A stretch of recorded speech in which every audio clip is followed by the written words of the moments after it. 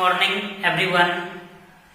आज के इस क्लास में हम लोग एक्सरसाइज 13.3 उसका पहला क्वेश्चन हम लोग बनाएंगे, देखेंगे किस प्रकार से ये क्वेश्चन बनता है। सरफेस एरिया एंड वॉल्यूम जो आपका चैप्टर है क्लास 10th का, तो उस एक्सरसाइज का 13.3 का फर्स्ट क्वेश्चन नंबर हम लोग बनाएंगे। वैसे आप लोग स्क्रीन पे भी देख सकते हैं। A metallic sphere of radius 4.2 centimetre is melted and recast into the shape of a cylinder of radius 6 centimeter.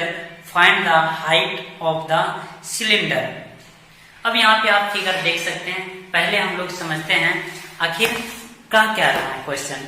एक आपके पास स्फीयर है और इस स्फीयर का रेडियस दिया गया है कितना, 4.2 सेंटीमीटर। ओके, और इस स्फीयर को मेल्टेड करके, डेट मीन्स पिघला करके एक नया फिगर तैयार किया जाता है और वो नया फिगर क्या बनता है, सिलेंडर। ओके, और इस सिलेंडर का रेडियस कितना लिया गया है, 6 सेंटीमीटर। Correct, 6 centimetre. अब आपसे पूछा जा रहा है कि ये जो नया सिलेंडर बनके तैयार हुआ, जो उस स्फीयर को पिघला करके एक नया सिलेंडर को तैयार किया गया है, तो इस सिलेंडर का हाइट क्या हो गया, क्या होगा। ओके, तो अब बात आती है कि कैसे ये डिफाइन होगा, कैसे कैलकुलेट होगा।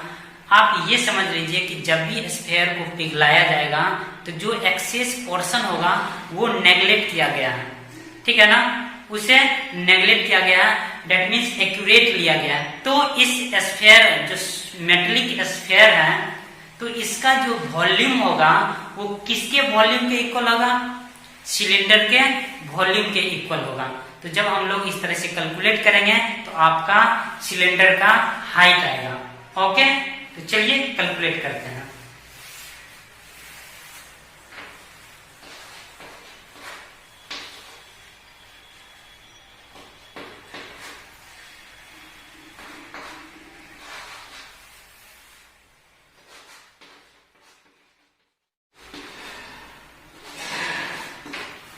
अब देखिए स्फीयर का वॉल्यूम हम लोग जानते हैं 4/3 पाई आर क्यू, और सिलेंडर का वॉल्यूम हम लोग जानते हैं पाई आर स्क्वायर एच, ठीक है ना।